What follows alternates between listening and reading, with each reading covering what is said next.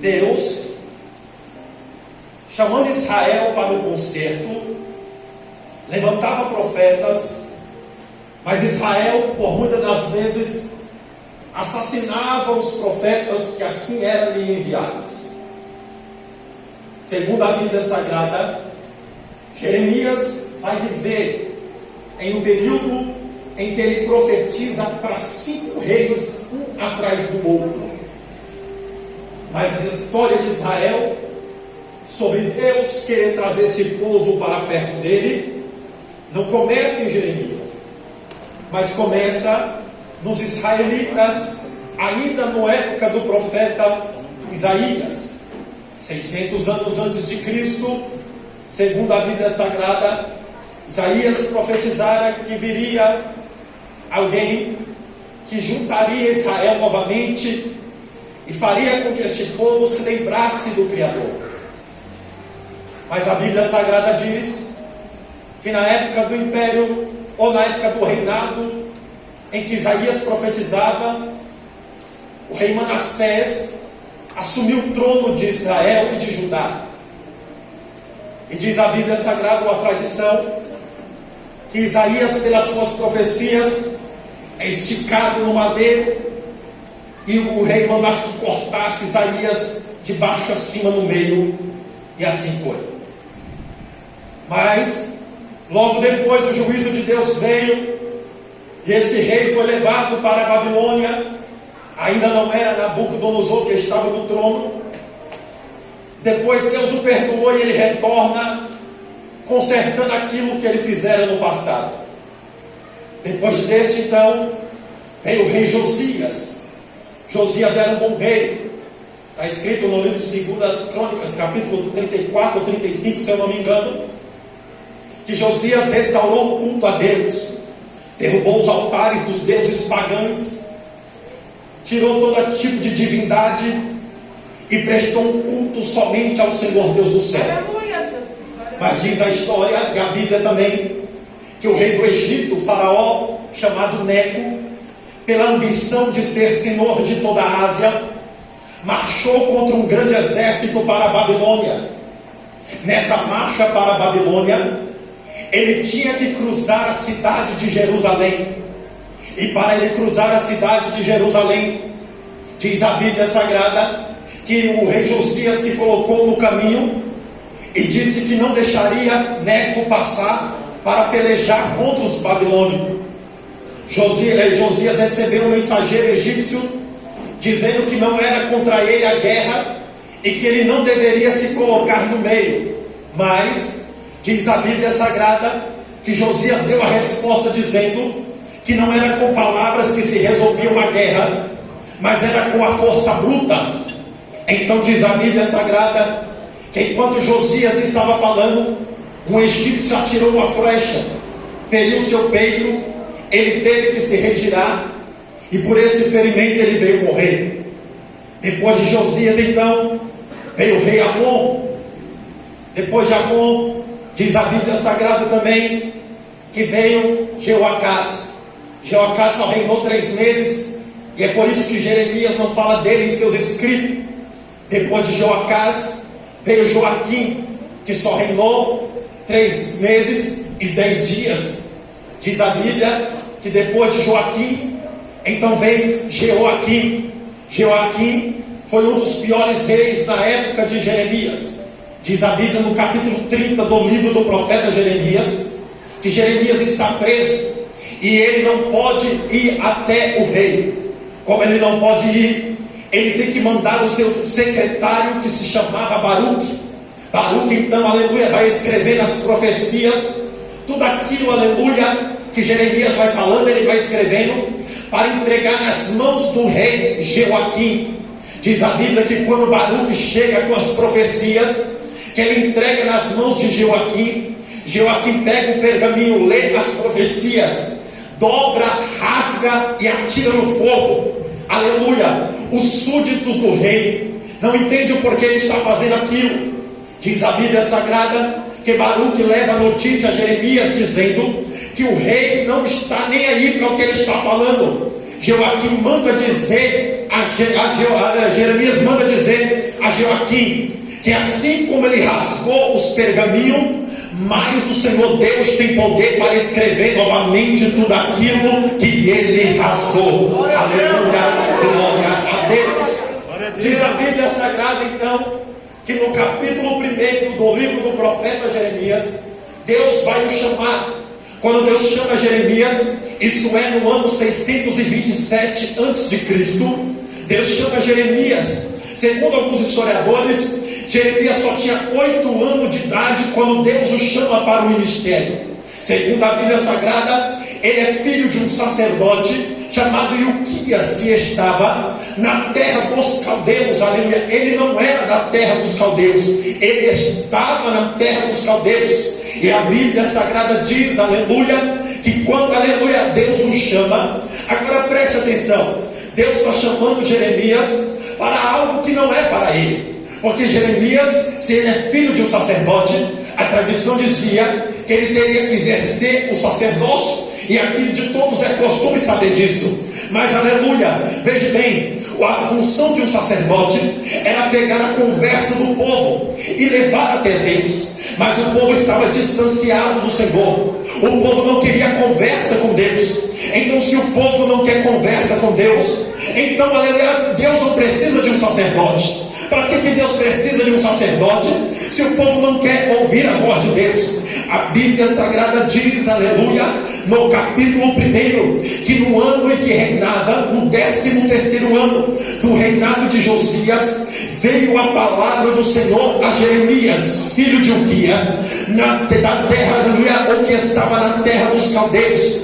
A Bíblia Sagrada diz, aleluia, que ao chamar, aleluia, Jeremias olha para Deus, e logo Jeremias vai dizer a Deus: Deus, aleluia, eu ainda sou uma criança, não tem como eu profetizar para este povo. Olha que interessante, com 8 anos de idade, ele não pode profetizar, mas ele já sabe inventar desculpa para não fazer o que Deus manda. Isso é muito bonito, aleluia. Ele não pode fazer o que Deus manda, mas ele já pode colocar uma desculpinha. Vem com a língua já era afiada para colocar uma desculpa para não fazer aquilo que o Senhor Deus mandou. No capítulo 1 do livro do profeta Ezequiel, Deus chama Ezequiel nas margens do rio Quebar, segundo está escrito no Salmo de número 137, versículo de número 1. Deus chama Ezequiel, aleluia, e Ezequiel vai dizer a Deus, aleluia, que o povo que ele vai falar é um povo de semblante duro, é um povo que não quer ouvir a voz do Senhor, é um povo que não quer conversa com Deus. Mas Deus diz a Ezequiel, não adianta você colocar desculpa. Por quê? Porque tudo aquilo que eu mandar você falar, você vai falar. Aleluia, oh glória, segura. Então aquilo vai, aleluia. Não adianta aquilo que Deus colocou na minha mão, aquilo que Deus colocou na sua mão, Ele não vai mandar outro fazer, é você que vai fazer. Aquilo que Deus colocou para você fazer, você vai ter que fazer, aleluia. E tem alguém que diz assim: mas tem alguém do meu lado melhor, tem alguém que faz melhor, tem alguém que canta melhor, tem alguém que prega melhor. Deus não te chamou porque você prega bem, Deus não te chamou porque você canta bem, Deus te chamou porque, pastor, porque quando Ele olhou para você, Ele disse: você é do tamanho certo para fazer aquilo. É forte, papai. Olha só, vamos lá que está esquentando a turbina, aleluia, ainda tem um tempo para pregar, aleluia. A Bíblia Sagrada diz, aleluia, que Deus precisa então de um profeta. Deus não precisa de um sacerdote, mas a lei, segundo a lei, o sacerdote é maior do que o profeta. Então vamos lá pensar, aleluia, na mente de Jeremias, aleluia. Deus, o Senhor vai rebaixar o meu cargo, Deus, o Senhor vai me diminuir diante da sociedade, porque um sacerdote na legislação de Israel é a autoridade máxima, aleluia. Para que você saiba, na época de Alexandre o Grande, aleluia, diz a história sagrada Para quem não conhece, aleluia, tem até filmes estampados aí de Alexandre o Grande. Diz a história que Alexandre o Grande, pastor Sérgio, um dia estava pretendendo marchar contra Jerusalém, aleluia, e quando ele está marchando para Jerusalém, o grande sumo sacerdote da época, chamado Simon Hatzadak, ficou sabendo que Alexandre o Destruidor estava vindo marchando para Jerusalém. Diz a história que Simon passou a madrugada toda orando e jejuando, aleluia. E você encontra isso, aleluia, num dos livros da igreja da Bíblia Católica, aleluia. Diz a história que ele passou a madrugada toda orando, aleluia, esperando Alexandre destruir Jerusalém. E diz a história que quando Alexandre está marchando contra Jerusalém, no crepúsculo da manhã, aleluia, de longe ele avista o grande sumo sacerdote, vestido de branco com uma tiara na cabeça, escrito ao nome de Deus, aleluia. E ao invés de Alexandre partir para cima dele, a história diz que Alexandre desceu no seu cavalo e saiu andando a pé e se dobrou diante do sumo sacerdote. Segura, aleluia, um dos homens que estava com ele, chamado Parmênios olhou para Alexandre e disse: Alexandre, como pode? Todos os homens da terra estão se dobrando diante de você, e você está se dobrando diante desse sumo sacerdote hebreu. E Alexandre diz assim: quando eu estava preso na Babilônia e sonhava em conquistar a Ásia, eu tive um sonho, e no sonho que eu tive, eu vi o Deus do céu, e o Deus do céu estava vestindo a roupa que esse sacerdote estava vestindo, e ele dizia: não tema, porque eu vou te dar tudo que eu tenho, mas não toque no meu povo, respeite o meu povo. Ele passa pelo sacerdote e não toca no povo. Então veja bem, o cargo de Jeremias vai ser rebaixado. Deus chamou Jeremias e disse: Jeremias, a primeira coisa que eu vou te fazer, está escrito no capítulo 1, a Bíblia diz que Deus andou na lateral e tocou na boca de Jeremias, aleluia. Deus disse: Jeremias, para mim te consagrar a profeta, primeiro eu tenho que tocar na sua boca, aleluia. No capítulo 6, no livro do profeta Isaías, Deus chamou o profeta Isaías e disse: Isaías, eu vou te consagrar para profeta. Isaías, aleluia, ficou todo alegrinho. Aí Isaías ficou todo felizinho. Aí Deus disse: põe a língua para fora. Aí ele disse: Deus, eu só falo a verdade. Deus disse: não, eu quero que tu ponha a língua para fora, porque eu quero ver, aleluia. Quando botou a língua para fora, aleluia, Deus disse: não, Serafim, vem aqui. Chamou o Serafim, aleluia, falou e disse: o que o Senhor quer? Pega a brasa, qual aquela queimadora de mentira, aleluia.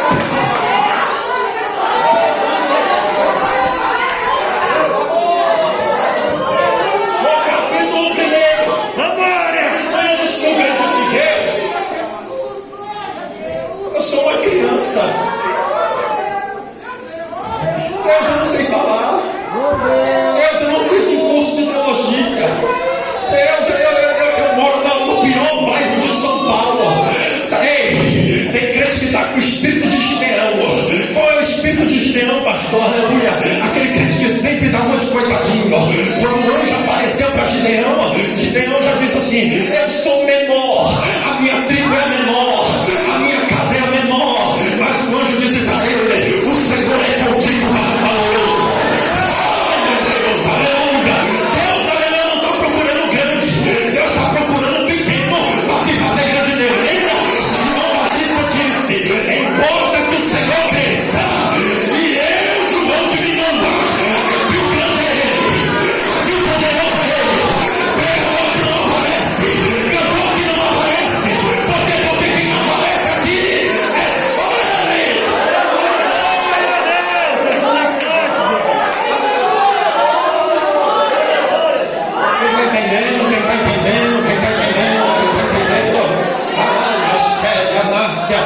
segura.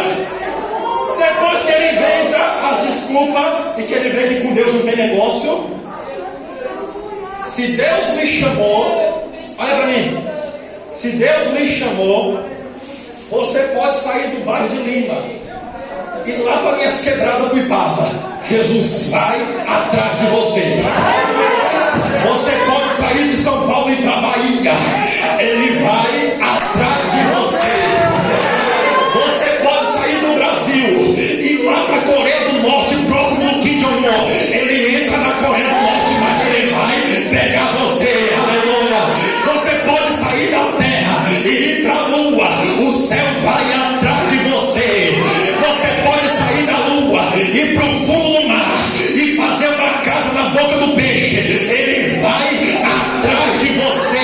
Não tem como se esconder quem tem a chamada de Deus.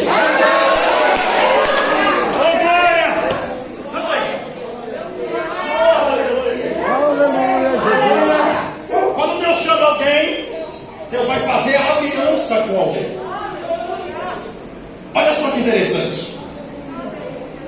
As alianças de cada período da Bíblia, Deus deu um período chamado de dispensação.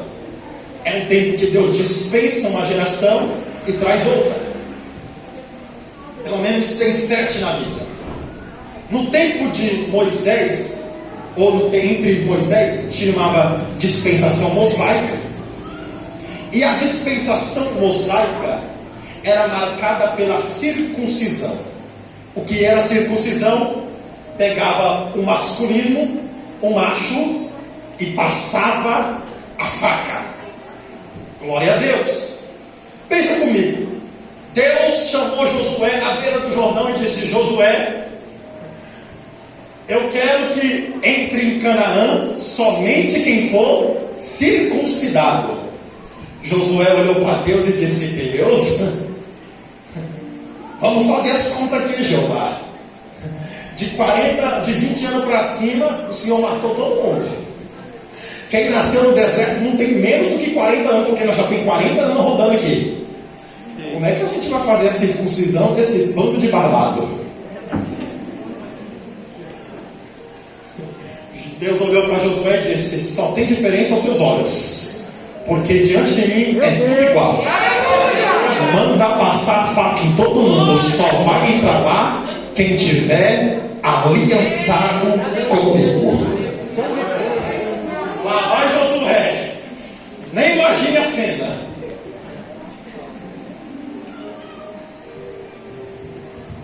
Por que, pastor? Quando Deus chama alguém, Deus vai fazer uma aliança. Deixa eu te dizer, Deus não te chamou para ficar só sentado na cadeira. Eu sou bancário da igreja. Deus não precisa de bancário. Deus quer gente que trabalha. Vai pra cima. Ei, cantou a primeira vez, não deu certo, canta a segunda. Não deu certo na segunda, canta na terceira. Ei, pregou na primeira vez, alguém deu risada na tua cara, que não prega a segunda. Alguém falou que não prega bem, prega na quinta. Orou na primeira vez, a resposta não vem, ora de novo. Veio na igreja na segunda, não deu certo, vem na terça.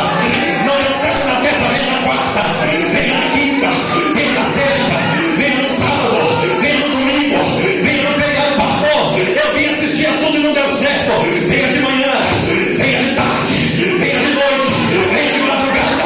Morre dentro da igreja se for preciso. O milagre